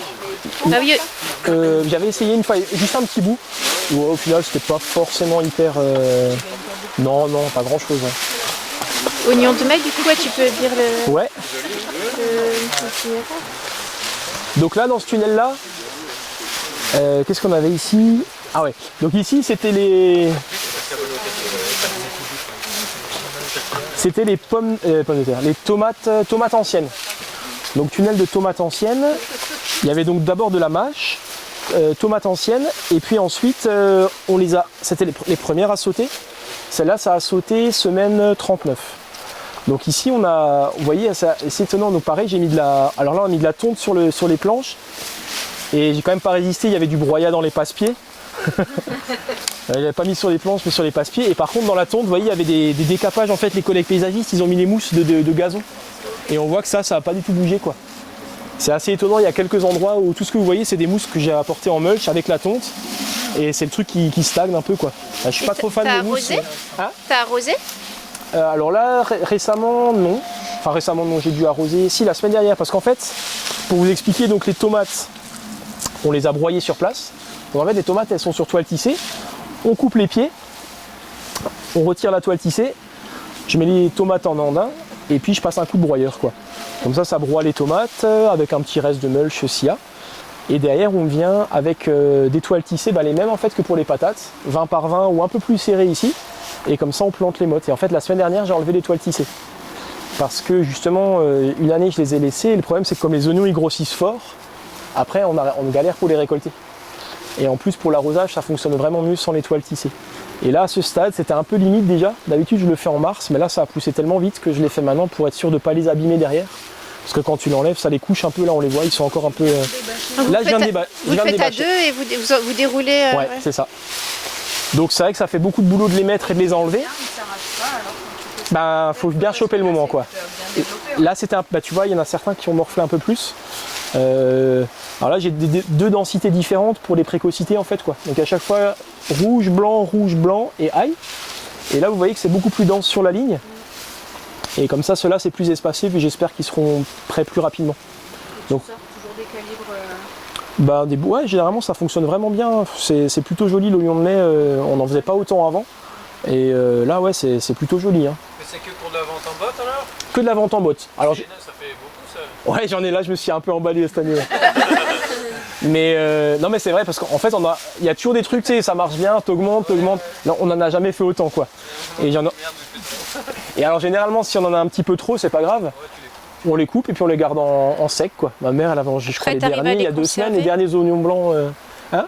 C'est des petits calibres mais que tu arrives à conserver après? Ouais, alors petit calibre petit pour l'oignon de mai, mais on arrive quand même, c'est quand même des stucs assez jolis, quoi. Et donc là, tu récoltes quand les premiers? Alors les premiers oignons, généralement, donc ils appellent ça oignons de mai, mais maintenant, généralement mi-avril, on commence, quoi. Alors ça fait un peu style cébette, tu sais, mais justement, j'en fais beaucoup pour commencer à taper dedans, même déjà petit. Comme ça, si t'en as pas beaucoup, t'as un peu de regret, tu dis je les laisse grossir. Là, on s'en fout, on liquidera une planche. Et alors par contre, ail frais, alors là, ça vaut vraiment le coup. Ça, c'est vraiment bien valorisé. On a des rendements, là par contre, tu me demandais pour les oignons, je sais pas parce que j'étais pas là à la récolte. Et puis bref, mais pour l'ail, en gros, l'ail, on va être sur quelque chose en sec, entre 5-6 tonnes hectares. C'est pas énorme, hein. Et tandis qu'en frais, tu triples presque. 120, t'es à 120, 130. Alors j'en ai. Ouais. De quoi tu dis? Tu le fais pas plus dense, tu le gardes comme ça pour le frais. Plus dense, tu veux dire? Nous, on les sert plus que ça? Ouais, après, on commence à les vendre en aillé. Ok. Du coup, ça fait qu'on éclaircit avec l'aillé. D'accord. Et ceux qui restent, ils continuent de grossir. Ok, ouais, ok. Non, aillé, on n'a pas de demande, ils veulent vraiment tout de suite quand même des gousses fraîches mais costauds, quoi. Et quand tu disais 5-6 tonnes, tu parlais d'ail d'automne ou... Ail sec, non. Ouais, ail sec récolté au mois de juillet, quoi. Ouais, mais planté du coup. Ah, planté à l'automne, oui, tout à fait. Ail blanc. Ouais. On pourrait. Celui-là, semaine 39. Tout ça, semaine 39. Bon, pour aller voir l'ail qui est dehors, bon, c'est vrai qu'il est un peu plus gros, parce qu'il n'y a pas de porte aussi, du coup, là, il a manqué un peu de chaleur, mais voilà, c'est sympa. Et là, celui-là, si tu n'arrives pas à le vendre en frais, tu peux aussi le sécher? Tout à fait, ouais. Et donc, pareil, ce tunnel-là, ouais, je pense que celui-là, il sera en engrais vert aussi derrière. Voilà, c'est ça. Ouais. Donc là, il faut que tu libères rapidement tout ça quand même. Celui-là, il va être libéré en gros mi-juin. Les derniers, on va les récolter mi-juin. Ouais. Si ça se passe. Oui, donc ça te laisse du temps. Ça laisse du temps, ouais. Et franchement, je trouve qu'au niveau valorisation, vente directe, l'oignon de mai, c'est le truc. Tu plantes, tu récoltes, et c'est vraiment, c'est bien payé quoi. Pour le boulot, je trouve par rapport à une botte de radis à 2,50 et une botte d'oignon, c'est beaucoup plus rapide quoi. Ça, c'est des planches à 1 000 € ou 2 000 quoi. Ah ouais. Et là, du coup, c'est par graine, t'en mets combien? Entre 3 et 5, ouais. À peu près. Oui, c'est ça. Et par rapport à... Non, là on est branché Procem. Oui. Ah ouais. Ils arrivent en minimote. Ouais. Ah oui, là vous plantez en mini-motte, oui. Semaine 39 tout? Oui. Et par contre là, alors ça je m'y attendais pas du tout. Donc quand j'ai broyé les tomates, donc il restait pas beaucoup de mulch, quoi, de tonte, presque pas. D'habitude j'avais beaucoup de broyat, mais là comme je mets plus de broyat, il reste pas grand chose. Alors j'ai certains endroits, tu touches un tout petit peu avec le broyeur la terre. Et donc on a planté sur nos toiles tissées, trous. Et en fait là le mouron est apparu quoi. Là on a déjà fait un désherbage en fait qui était vraiment pas du tout prévu. Et malgré le désherbage, là ça paraît pas trop, mais si vous baladez un peu plus loin, surtout cette planche, elle est vraiment sale vers le milieu là. Quand de loin ça paraît propre et en fait quand tu t'approches, il y a... Et vraiment il est vraiment très très implanté quoi. Donc je pense qu'on repassera une deuxième fois, il n'y aura pas trop le choix quoi. Après ce sera bon mais voilà. Et là faire en semi-direct, c'est pas... Alors semi-direct, pareil, comme dit, le problème c'est que j'ai... Alors faudrait gérer, parce que ton semi-direct, s'il y a un engrais vert, comment tu gères la destruction de ton semis? Là du coup, pareil, c'est assez intensif. Donc dès qu'on travaille les sols, la germination d'adventice, elle est terrible quoi. Elle est vraiment terrible. Et le problème c'est que comme il n'y a pas de mulch, toutes les graines elles sont mises en germination quoi. C'est aussi ça qui est pas évident. Donc ok, on met plus de broyat, mais comment on gère la chose quoi. Et si tu avais fait dans le mulch, dans de la paille, ou je sais pas, dans du broyat, ouais, oui. Ça aurait été aussi bien au niveau du résultat? Le problème en fait là, il aurait fallu, j'ai envie de te dire je sais pas, mais ça dépend comment ça germe en dessous quoi. Les autres années quand je mettais beaucoup de broyat, en fait ça faisait un mélange de tomates et de broyat. Donc ça c'était pas mal. Mais comme dit, c'était suite à ces analyses, j'ai dit maintenant j'arrête de mettre du broyat pendant au moins 3 ans et on voit ce que ça dit quoi. Voilà. Et là sur bâche, ça aurait pas pu... De quoi sur bâche? Faire ça sur bâche? Laisser les bâches. Ouais. Donc comme dit, il y avait les bâches en semaine 39. Donc il y aura eu octobre, novembre. Donc là en gros il y aura eu 2 mois et demi de bâche. D'habitude c'est 3 mois et demi. Le fait de les laisser 3 mois et demi, d'habitude ça me fait un effet faux semis quoi. Ouais. Là c'était un petit peu rapide. Mais comme dit, le gros avantage de les enlever, c'est que derrière au niveau de la récolte c'est plus facile. Et surtout au niveau de l'arrosage et de l'humectation du sol, là c'est plus performant quoi. Voilà. Et puis aussi pour les jeunes, quand on plante, c'est facile, un trou, une motte. Parce que si t'as pas de motte, tu vois, si t'as pas de trou, je veux dire, c'est plus compliqué. Là, c'est vraiment homogène, c'est nickel quoi. Voilà, je suis vraiment satisfait. Je suis curieux de voir ce que ça va donner au niveau du calibre. L'année dernière, donc là, il n'y a pas du tout d'engrais. On avait vraiment des très grosses fans et les oignons ont tardé à grossir. Alors les rouges ont bien grossi, les blancs ont tardé à grossir bizarrement. Cette année, on va voir. Je suis assez curieux. Tu fais comment la récolte? Tu récoltes à chaque fois un trou? Alors tout au début, on prend les plus gros, et puis au bout d'un moment, quand c'est relativement homogène, on y va quoi. Ouais. Mais au début, on prend quand même les plus gros. Ouais. Chez nous, on se demande si on fait pas plus de dégâts à faire ça. Et maintenant, on a tendance à prendre la motte parce qu'après, t'as les fans qui sont plus belles. Et alors c'est vrai. C'est vrai. Je crois que depuis qu'on prend la motte, tant pis, s'il y en a un plus petit, il y en a un plus petit. De toute façon, le vert se mange aussi. Oui. Et depuis ça, il reste beau vachement plus longtemps, j'ai l'impression. Ok. Nous, le problème c'est que par exemple pour les magasins bio, ils veulent pas des petits oignons quoi. Ouais. Alors si je leur livre ça, ils les veulent pas quoi, ils me reprennent pas la fois d'après s'il faut quoi. Ouais. En termes de chaîne de lavage, comment t'es équipé? Alors chaîne de lavage, on n'a pas de chaîne. On a un tuyau. Un tuyau, une table. Non, on a une laveuse à légumes racines. Ça c'est pratique et puis sinon. Tu dis? En inox chez Bayou? La marque je sais pas mais ouais c'est en inox ouais. Voilà donc un tambour, machine à laver qui tourne simple. Et sinon les poireaux on les lave au jet et puis ensuite une espèce de bassine quoi. Voilà. Une table, une bassine, une laveuse. Okay. Et salade, verdure, tout ça en... Alors tout en caisse et ensuite au jet. Je passe un coup au jet quoi. Tu les immerges pas? Non, juste au jet. Chambre froide. Et chambre froide, on a 2 petits frigos et une grande chambre froide. Enfin grande, c'est relatif, elle fait combien? Combien elle fait la chambre? 25 mètres cubes. Donc c'est des palox en fait, on fonctionne en palox qui font 1 mètre cube, on peut rentrer sur 3 étages. Chambre chaude? Non. Courge, ça on les stocke au pôle exploitation, enfin là où il y a l'horticulture. Donc là on n'est pas, c'est pas le top. Pour la courge, les oignons et l'ail, on n'est pas au top. Ok. Ouais. Et le séchage pour la conserve, les oignons de conservation? Ail oignon au champ et après à l'ombre. À l'ombre, là où dans les garages, quoi, là où on met les bagnoles, on enlève les bagnoles et les tracteurs, on met les oignons. Voilà. Et les semences et les mini-mottes, ça c'est Alors mini-mottes, fait ici, je sais plus. non, les mottes c'est Procem. Nous ce qu'on fabrique ici c'est alors ce qui va être légumes, les tomates, les concombres, les poivrons, les courges et après tout le reste on prend chez Procem. Parce qu'on gagne plus de sous sur les plants de légumes que sur les légumes. Donc comme la serre multibio elle est petite, on a fait ce choix là quoi. Voilà, voilà. On passe sur d'autres blocs dehors. À moins que vous ayez des questions. C'est bête, toi tu fais pas du tout. Ah. Et c'est bête, tu fais pas. Non. Mais celle-là, tu vois, au niveau de la hauteur qu'on a pris, je crois que c'est le plus. Ouais, regardez, fais gaffe, il prend la marche. Il faut mettre attention à la marche. Ouais, attention. Ouais. Ah, dans les feuilles, hein. On peut aller voir la parcelle où on a fait les caves. S'il y a du résineux, tu t'en fous? Ouais, je prends tout. Même quand c'est que du résineux? Aucun problème. J'ai déjà fait tomates 100% résineux, aucun souci. Ouais.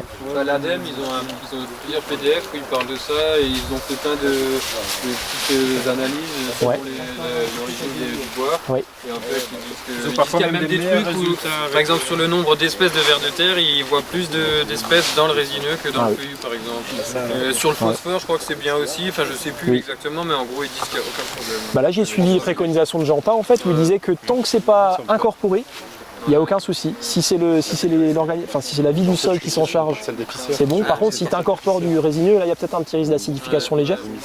Mais sinon, il n'y a aucun souci. En marche-fonction avec les espèces, les variétés ou les espèces de résineux qui essayent plusieurs trucs. Ah, bah c'est bien qu'ils aient fait ces tests-là. Parce que souvent, c'est une idée préconçue, quoi. Ouais, complètement.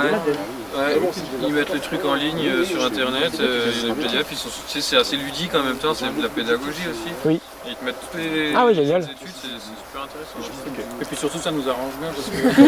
Ah bah ouais. Bah en fait c'est le sujet, c'est même ça doit même être le titre du truc, c'est en gros les idées reçues sur le broyade résineux. Et donc première idée reçue ça acidifie, deuxième c'est citre. Ah ouais. Puis, c'est super. à chaque fois tous les trucs. Génial.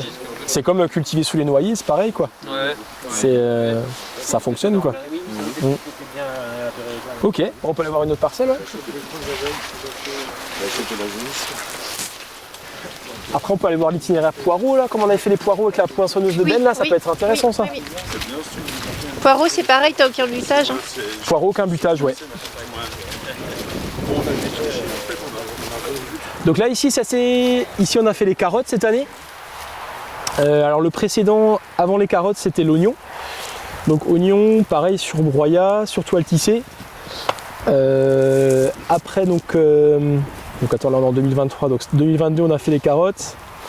Donc 2021 au mois de juillet donc oignon.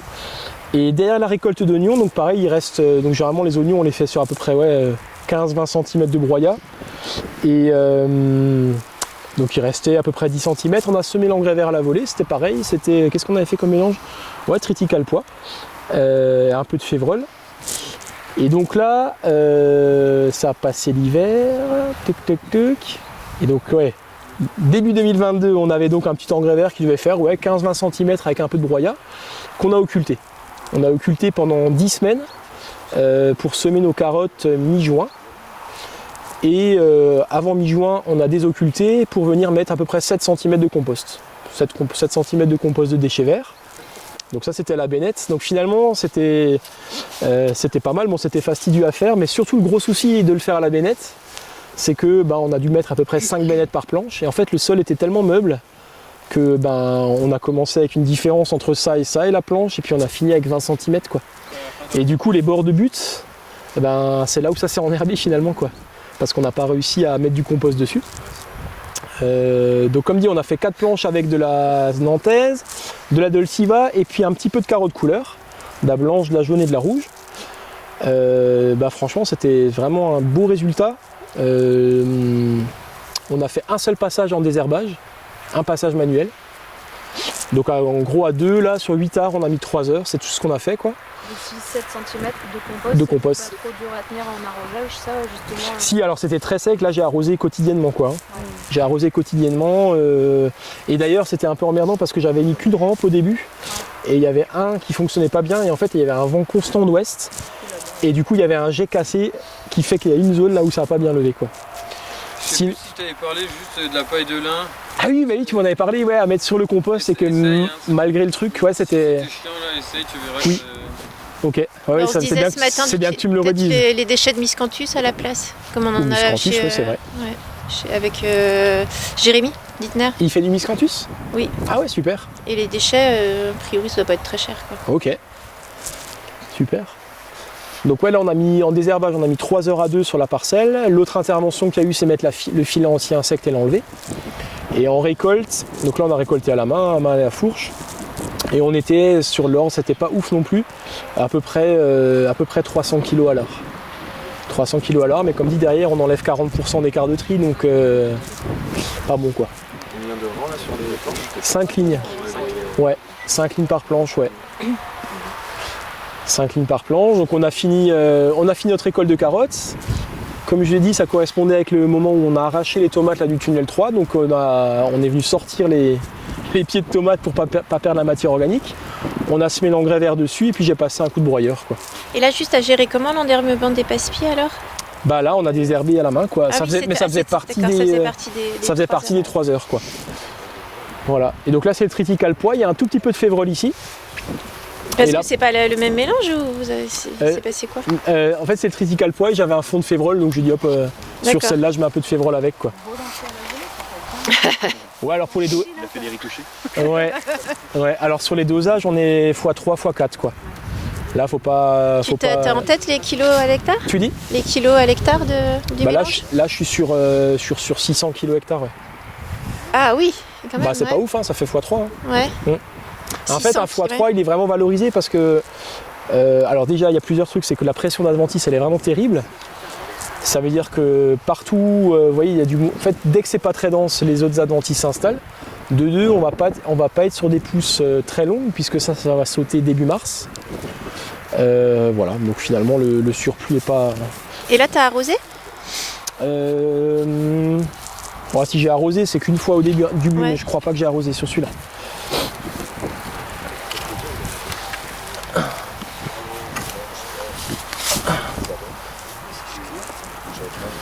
Donc là on voit que sur les 7 cm de compost il ne reste pas grand chose.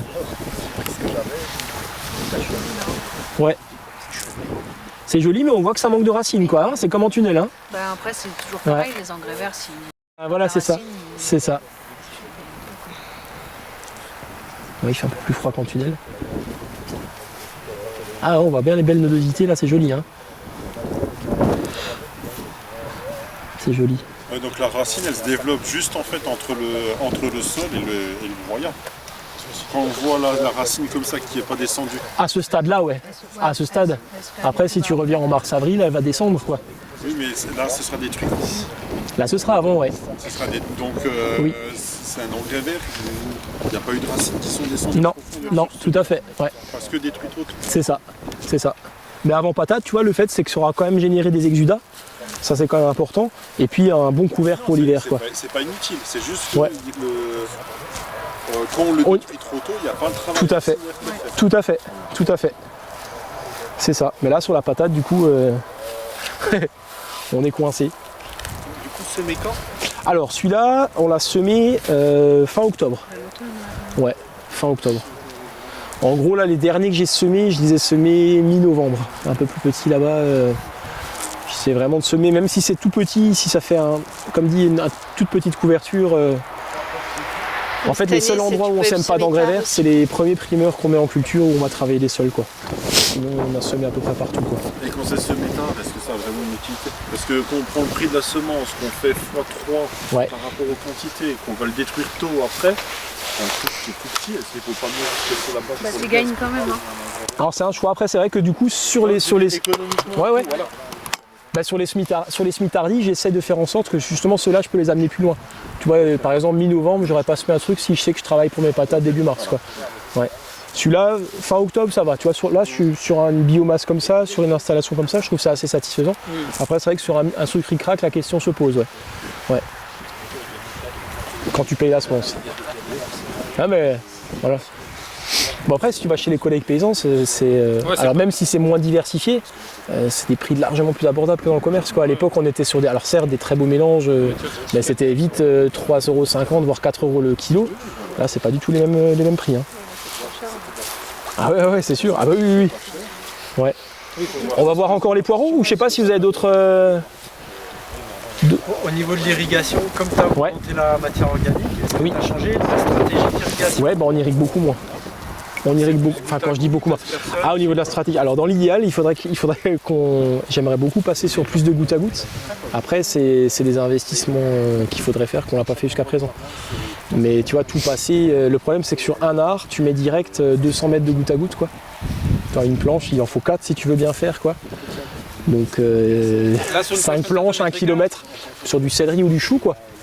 Ah ouais, nous on a mis sur une planche un peu moins large que celle-là, il y avait 3 rangs de céleri, on en mettait 2. Ah ouais, et vous étiez satisfait? Ouais. Ah mais vous avez plus d'argile, quoi. Oui, on a plus d'argile. Et tu étais satisfait au niveau de non mais alors pas que du céleri, mais au niveau de l'activité de ton sol? Ouais, surtout, je parlais surtout de l'activité et du sol. c'était... Ah ouais. Mais en fait, on s'en était rendu compte parce que dans les serres, on avait déjà fait un essai l'année d'avant, je sais plus ce que c'était la culture, on avait juste un rang de goutte à goutte. Oui. Et en fait, on s'était rendu compte que même un rang de goutte à goutte, ça faisait déjà, pour les planchons encore un petit peu plus petites que dans le champ, mais ça faisait déjà quasiment toute la planche. Ah ouais. En surface, pas trop. Ouais. Après, nous, mais si tu creuses, la goutte elle descend pas. Tu vois, et du coup, nous, une surface comme ça, avec 2 gouttes à goutte max. D'accord. Tu fais la planche, quoi. Parce que tu vois, en tunnel, au début on avait deux lignes de goutte à goutte, mais j'étais pas satisfait à la sortie. Donc on est passé à 3. Et même à 3, je suis pas satisfait. Ah ouais, parce que... Tu vois, sur la tomate. Ça très vite chez toi, quoi. Ouais, ça fait des petites taches, quoi. Ouais. Alors, les trous sont tous les 33 cm, là, je sais pas, tous les 20. Si c'était à refaire, je reprendrais du. Alors, c'est beaucoup plus cher, mais je reprendrais du 20 cm, quoi. Mais par exemple, sur la tomate, j'en mettrais 5 dans l'idéal, quoi. Alors après, ce qui se fait beaucoup maintenant, c'est les micro-aspersions au sol. Apparemment, ça, c'est pas mal. Enfin nous, on a fait le calcul aussi en se disant que si on mettait de l'aspersion, ok, ça aurait peut-être mieux homogénéisé l'arrosage et tout, mais en fait ça consomme beaucoup plus de flotte et à la fin du compte on n'arrivait pas à faire le tour du champ. Donc finalement en termes d'activité biologique on s'y retrouve largement mieux avec 2 gouttes à deux rangs que ce qu'on avait avant avec l'aspersion. Parce qu'on n'arrivait pas à faire le tour alors que tu vois en aspersion je faisais un îlot, en goutte à goutte je peux en faire 3 à 4, ça consomme beaucoup moins de flotte, tu vois, donc à la fin du compte au niveau activité biologique c'était beaucoup mieux. Mais vous êtes sur l'eau du réseau? Non, forage. Ok, forage. Ok. Ouais, c'est sûr qu'en aspersion, c'est délirant les quantités. Hein. Ouais, parce que le truc, c'est que pour arriver à humecter un bloc quand t'as 20 cm de mulch, ouais, faut y aller. Hein. Là, je mets des sessions à 8 heures d'arrosage, quoi. Ça d'ailleurs, ils le disent pas beaucoup, sur internet, ils disent toujours, ouais, c'est bien un paillage, ça garde l'eau et tout. Oui, ça garde l'eau, sauf que quand il n'y en a plus du tout, ça prend plus l'eau non. Oui, c'est ça, c'est qu'il faut pas attendre. Si t'attends, ça marche pas, ouais. Et du coup, nous, passage en goutte à goutte, ça nous a changé la vie. Ah ouais, ça c'est génial. Mais tu vois, là vraiment avec 2, je sais que ça. Je dis déjà, l'état du sol, quand derrière les tomates, j'en avais que 2. C'était craquelé, c'était sec de chez sec. Mais t'as plus de sable, à mon avis, la goutte elle descend tout droit et elle se propage pas. Oui, c'est ça. Moi, tu vois, sur un goutteur, ça va s'étendre sur ça. À la surface, tu vois ça aussi. Hein. À la surface, tu vois un petit truc comme ça. Mais si tu creuses dedans, en fait, t'as une goutte. Ah ouais, d'accord. En profondeur, t'as vraiment une goutte plus importante. Et en termes de rangement, de manutention, vous êtes équipé pour le rangement du goutte à goutte? Pas du tout. Ah ouais, c'est ça. Par exemple, en fin de saison, on le prend, on le fout dans des serres. Dans le serre, on a des occultations. Genre un de chaque côté, puis hop, tu me l'emmènes. Ouais, voilà, tu l'emmènes dans la serre. j'ai vu que TerraTech avait lancé un petit enrouleur là, qui a l'air tout à fait chiadé, pour 800 balles, mais qui a l'air... Bah je dirais que 800 balles ça fait le taf, c'est sûr, mais en fait non, ça va très bien. Là on a des engrais verts dans les serres qui sont à peu près comme ceux-là. Là. Au moment où on va venir occulter, on pose la bâche d'ensilage, on repose la goutte à goutte par-dessus, ils sont au sec. Ouais, ça c'est cool, ouais, ça parce que ça fait vite des sacrés volumes. Hein. Ouais, ça fait des kilomètres. Rien qu'avec le... Ah ouais, mais c'est sûr que c'est génial. Alors si je pouvais, là, sous les paillages, tu vois, choux, céleri, tout dans l'absolu, quoi.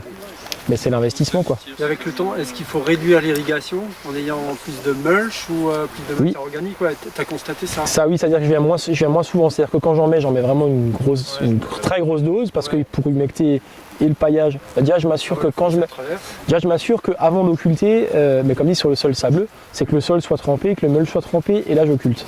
Déjà pour qu'en fait, toute l'eau que le sol absorbe en ce moment, elle soit gardée, quoi. Et après, derrière, je m'assure justement que ça reste vraiment humide. Donc s'il faut, là comme c'était vraiment la période très sèche, à l'époque, il fallait que je revienne peut-être 2 ou 3 fois par semaine. Là, on était plutôt à une fois toutes les semaines ou tous les 10 jours. Et j'aurais pu ne pas arroser du tout. Ouais, ah oui. Et tu regardes sur 20 cm. Après, tout dépend de l'enracinement de ta plante. Ouais. C'est-à-dire que l'humidité était constamment proportionnelle à l'enracinement de la plante, quoi. Si... Ouais, c'est ça, sachant que dans tous les cas, il faut pas que ça sèche, quoi. Comme il disait avant. Mais là, il faut mettre un coup de fourche-bêche ou alors une gouge. Mais il faut vraiment regarder, quoi. Okay. Il faut vraiment toucher. La profondeur des racines soit... Ah ouais. Okay. Ouais. Tu as une valeur de référence pour les quantités d'arrosage, par exemple? Moi, je sais qu'à la fin, pour simplifier, je m'étais dit 30 mm partout par semaine. Est-ce que tu as des valeurs comme ça ou... Ça dépend des stades et des périodes, quoi. Ouais. Non, là, oui, moi c'était quand par exemple à bulbaison ou fructification, je visais 30 mm par semaine. Ouais, honnêtement là je fais beaucoup l'intuitif, quoi. Ouais. Je pense que même ton sol va tenir moins bien, je pense, parce que s'il est très argileux, oui, ça tenait très bien, ça tient très bien. Je pense que tu dois mettre un peu moins, quoi. Et personne n'a jamais mis de tensiomètre là, pour vérifier avec les mulch, ça va vite. Hein. Non, mais au contre MSV, il y a comment il s'appelle, Xavier Dubras, qui disait que ça pourrait être super intéressant d'en mettre un. Alors, faut pas les déplacer. Ouais, je sais pas. Faut les. C'est possible. Moi, j'en ai une, je disais, pour voir l'état d'humidité de ton sol. Il y a un prof qui a la mienne. Chat merde. Ah, du coup, là. T'as fait quoi? J'ai broyé. Comme ça, c'est pour varier les mulch. On va voir les poireaux avant qu'il pleuve et puis. Allez, ça va. Si vous avez envie après. Oui. Ouais. Je voulais juste vous montrer celui-là, ça c'était, qu'est-ce qu'on a fait? Là il y avait la série de salades, ça c'est avant les tomates. Oui, c'était juste pour vous montrer 2 minutes avant les poireaux, ça c'était une serre où d'habitude donc il y avait la série de salades, les dernières salades qu'on a fini de récolter avant Noël. Et les autres années je mettais une série de mâches derrière les salades. Et là l'année dernière j'ai dit on en fera un peu moins, donc finalement là c'est cool, on a pu caler un engrais vert donc avant les tomates. Donc là ce sera les tomates, je sais pas encore, soit rondes, soit anciennes. Généralement les tomates on les met autour de la semaine 18 selon la météo, quoi. Et là il y avait, en fait ce tunnel il s'est arraché là cette année. Donc là il y avait un engrais vert cet été justement, il y avait le sorgho tournesol. On a fait les salades sur bâche, très jolies. Et puis ensuite tout était mangé, quoi, il restait rien. Et donc là on a fait un gros apport de feuilles. Et puis ensuite semis de l'engrais vert à la volée. Donc là, j'avais plus de triticale pois, donc là, j'ai pris quoi? Il y avait de la févrole, je suis allé chez Eric, févrole, blé, radis daikon, il me restait du trèfle incarnat, et en fait, j'avais plein de restes de vieilles semences, ou des trucs qu'on n'utilisait pas trop, quoi. Donc soit des vieux navets, des vieux radis, betteraves, carottes, j'ai tout mixé. Et voilà. Ça, c'est donc pour avant tomate, quoi. Donc ça c'est pas mal quand c'est possible. C'est vrai qu'avant tomate, c'est sûr que ça, entre guillemets, c'est un petit luxe. Enfin, ça paraît être un luxe de faire un engrais vert avant, mais quand on voit l'impact que ça peut avoir sur le sol, je pense que c'est plutôt un investissement, quoi. Et donc là, dès que je recevrai les tontes aussi, dès qu'il y aura les premières tontes, je viendrai mettre de la tonte par-dessus en plus, quoi. Et ensuite on mettra goutte à goutte, toile tissée, tomate. Et voilà. Du coup là tu mets 2 rangs par planche? Tomate, ouais, 2 rangs, ouais. 2 rangs, 3 lignes de goutte à goutte. Et on espace à peu près, ça dépend les trous, mais entre 40 et 50 cm sur la ligne, quoi. Le daikon, je sais pas, on va voir. Ouais. Ça se met à la volée dans les feuilles. Non mais ouais, alors c'est ça. Et après pour que ça tombe. Eh ben un coup de broyeur. Tu vois la technique à Ben quoi. Mais broyeur, ça t'abîme pas les graines. Bah alors c'est, tu vois, bah. Eh ben non.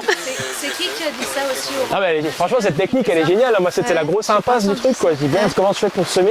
Et il dit mais tu broies. Et chaque fois je dis pas merci pour la technique.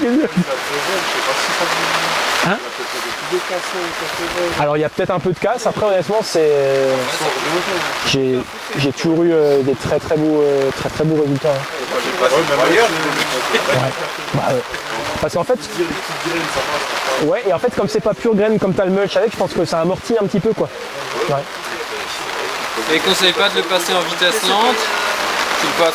Écoute, je passe en vitesse B moyenne quoi. Mais avec du gaz quoi? Avec du gaz, 1500 tours minute. Ah donc le truc il broie vraiment. Bon ouais. Et en plus comme mon broyeur il est trop petit, je fais un aller-retour par planche.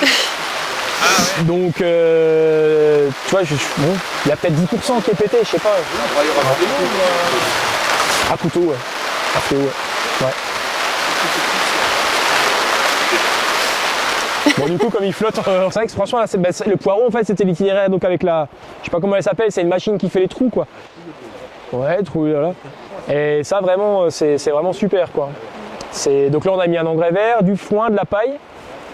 Et ensuite la machine qui fait le trou, tu vas mettre le poireau et c'est tout quoi. Mais sur ces personnes ça a été testé aussi non? Mais alors les autres années, non en fait les autres années on avait fait avec le strip-till.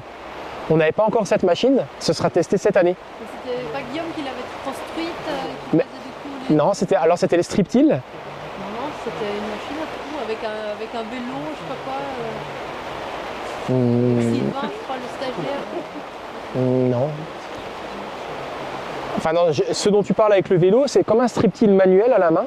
C'était 20 cm de trou quoi, et après le troisième trou. Mais alors c'était une dent, c'est une dent qui ouvrait un sillon, mais pas... Non. Alors, d'accord, alors je vois pas de quoi tu parles. Et c'était pas genre comme une grelinette, puis t'appuyais fort. Ouais. Ah, le poireau entièrement, c'est-à-dire on le voyait, ouais, on le devinait quoi. Et ça fait du fût, ouais. Puis après derrière on a fait un désherbage manuel. Et par contre le gros souci c'est que c'est hyper dur à sortir. C'est que là on en laisse à peu près 5% sur chaque planche quoi. Tellement c'est enraciné quoi, t'arrives pas... à peu près 12 cm sur le rang et 50 entre. Ouais. Là, franchement, il y a des beaux chucs sans engrais, on a vraiment des beaux machins. Là, par contre, ils sont un peu abîmés. D'habitude, on les vend avant Noël. Et là, on les a un peu moins bien sortis. Mais ouais, franchement,